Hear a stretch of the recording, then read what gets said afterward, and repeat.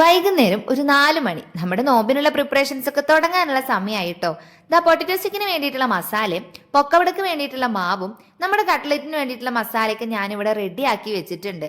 ഒരു 4 മണിക്ക് തുടങ്ങിയാൽ വലിയ തിരക്കൊന്നുമില്ലാതെ 6:45 എന്റെ പണിയും തീരും, പാത്രം കഴുകലും ഒക്കെ കഴിഞ്ഞിട്ടുണ്ടാകും. അതുകൊണ്ട് ഞാൻ ഇത്തിരി നേരത്തെയാണ് കേസ് തുടങ്ങാറുള്ളത്.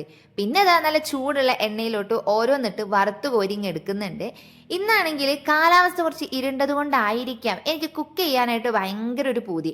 അപ്പൊ ഞാൻ വിചാരിച്ചു ക്വാണ്ടിറ്റി കുറച്ചിട്ട് നമുക്ക് ഐറ്റംസിന്റെ എണ്ണം കൂട്ടിയിട്ട് കുറച്ച് അധികം സ്നാക്സ് ഒക്കെ അങ്ങ് ഉണ്ടാക്കാം. ക്ലാസ് ഒക്കെ കഴിഞ്ഞ് വീട്ടിലിപ്പോൾ ചുമ്മാ ഇരിക്കല്ലേ, എന്തെങ്കിലുമൊക്കെ ഉണ്ടാക്കാം, എന്തെങ്കിലുമൊക്കെ കഴിക്കാം, അങ്ങനെ ഇങ്ങനെയൊക്കെയല്ലേ ഓരോന്നോരോന്ന് പഠിക്കാം.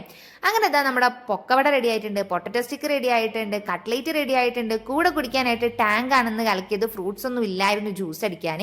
അപ്പൊ അതൊക്കെ റെഡിയാക്കി നമ്മൾ നോമ്പൊക്കെ തുറന്ന് നല്ല കുശാലായിട്ട് ഭക്ഷണമൊക്കെ കഴിച്ചു. പിന്നെ ഉമ്മാന്റെ നല്ല കിടിലൻ നെയ്ച്ചോറും ചിക്കനും ഉണ്ടായിരുന്നു, അതും കഴിച്ചു. അപ്പൊ ഇത്രയുള്ള ടാറ്റാ.